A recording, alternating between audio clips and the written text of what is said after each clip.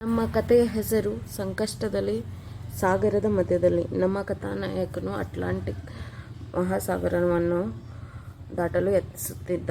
ಆದರೆ ಬಿರುಗಾಳಿಗೆ ಹಡಗು ಸಿಲುಕಿ ಅವನು ಒಂದು ಅಪರಿಚಿತವಾದ ದ್ವೀಪದಲ್ಲಿ ಸಿಕ್ಕಿಹಾಕಿಕೊಂಡ.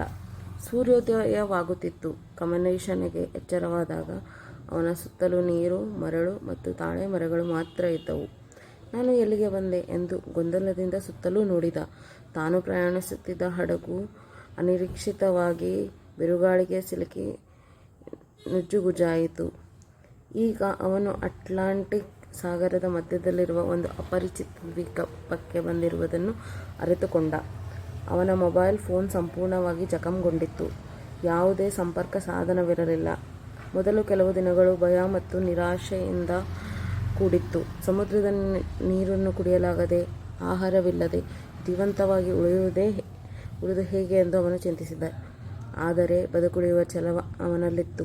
ಹಸಿ ತೆಂಗಿನಕಾಯಿಗಳನ್ನು ಸಂಗ್ರಹಿಸಿ ನೀರು ಕುಡಿದ. ಸಮುದ್ರದ ದಡದಲ್ಲಿ ಸಿಕ್ಕ ಮೀನುಗಳನ್ನು ತಿಂದ.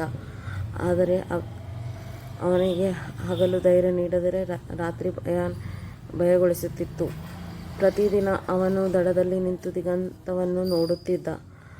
ಎಲ್ಲಿ ಸಿಹಿನೀರು ಸಿಗುತ್ತದೆ ಎಂಬುದನ್ನು ಕಂಡುಕೊಂಡ. ಅವನು ಒಂಟಿಯಾಗಿರಬಹುದು, ಆದರೆ ಪ್ರಕೃತಿಯೇ ಅವನ ಸಂಗಾತಿಯಾಯಿತು. ಪ್ರತಿದಿನ ಸೂರ್ಯೋದಯವು ಹೊಸ ಭರವಸೆಯನ್ನು ತಂದಿತು ಮತ್ತು ಪ್ರತಿ ಸೂರ್ಯಾಸ್ತವೂ ಬದುಕುಳಿದ ಮತ್ತೊಂದು ದಿನದ ಸಂಕೇತವಾಗಿತ್ತು.